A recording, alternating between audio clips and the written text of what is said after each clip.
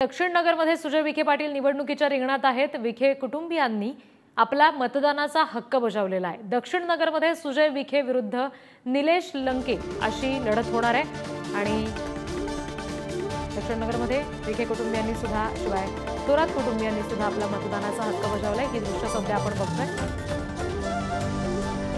विखे पाटील यांच्या सगळ्या कुटुंबियांनी मतदान केले तर बाळासाहेब थोरात हे सुद्धा सहकुटुंब मतदानासाठी पोहोचले तेव्हाची ही दृश्य स्क्रीनवर सध्या आपण बघतोय। मंत्री राधाकृष्ण विखे पाटील आपल्या सोबत आहेत।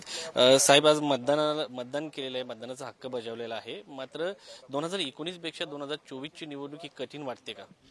ही सोशल मीडियाने निर्माण केलेलं वादळ आहे, वास्तव काही नाही। वास्तव जनतेला माहित आहे हा प्रश्न या मतदारसंघाचे जिल्ह्याचे प्रश्न कोण सोडू शकतो। आणि एवढं मोठं मला एवढं नेतृत्व आदरणीय मोदी साहेबांचं आमच्या पाठीमागे भक्कमपणे आहे। त्यामुळे आम्ही कुठल्याही निवडणुकीला सामोरं जाताना आदरणीय आमचे वडील खासदार बाळासाहेब विखे पाटील असतील, त्यांचा आशीर्वाद आहे। आदरणीय मोदी साहेबांचं एवढं भक्कम असं पाठबळ आहे नेतृत्वाचं। त्यामुळं निवडणूक ही कधीच आम्हाला अवघड वाटत नाही। शेवटी निवडणुकीच्या पद्धतीने लढवावं लागते, सगळ्या काळजी करावं लागतात। सुरुवातीला लोकांना वाटतं सोशल मीडियामुळे एक वादळ तयार करण्याचा प्रयत्न झाला, पण खरा चेहरा लोकांसमोर आला, म्हणजे गुंडशाहीचा, लुटेशाहीचा, हप्तेखोरीचा।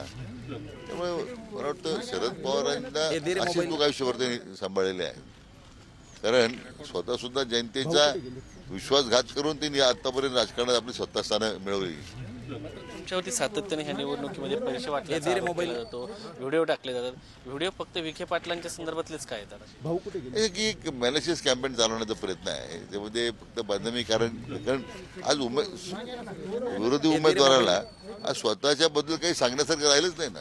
आपली गुंडगिरी, हप्तेखोरी, परप्रांत्यांना औद्योगिक वसाहतीमध्ये नोकरीला प्राधान्य, आज कोविड सेंटरचा खोटाडेपणा आता इतका तो उघडा वाढलेला आहे।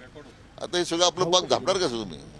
आहे की सुजय विखे स्वतः न्यूरोसर्जन आहे आणि ते कुठल्याही प्रकारचे डॉक्टर नाही, पण त्यांनी ज्या पद्धतीने त्यांना प्रोजेक्ट केलेला आहे, ओरिजिनल डॉक्टर विरुद्ध डॉक्टर नसलेला व्यक्ती, अशी ही लढाई पाहायला मिळते। मला वाटत नाही काही लढाई होती म्हणून, ते काय तो म्हणून मी सुरुवातीला की सोशल मीडियाने रंगवलेलं वातावरण आहे, वास्तव पूर्ण वेगळं आहे। वास्तव हे तुम्हाला निवडणुकीच्या निकालातून मोठ्या मतधिक्यानं आमच्या महायुतीचे दोन्ही उमेदवार अहिल्यानगरच्या आणि शिर्डी मतदारसंघाची आपल्याला निवडून येतील, याच्यावर आमचं पूर्ण विश्वास। कॅमेरामन संदीप शिवाजी काळे, पुढारी न्यूज, लोणी। भाऊ कुठे गेले?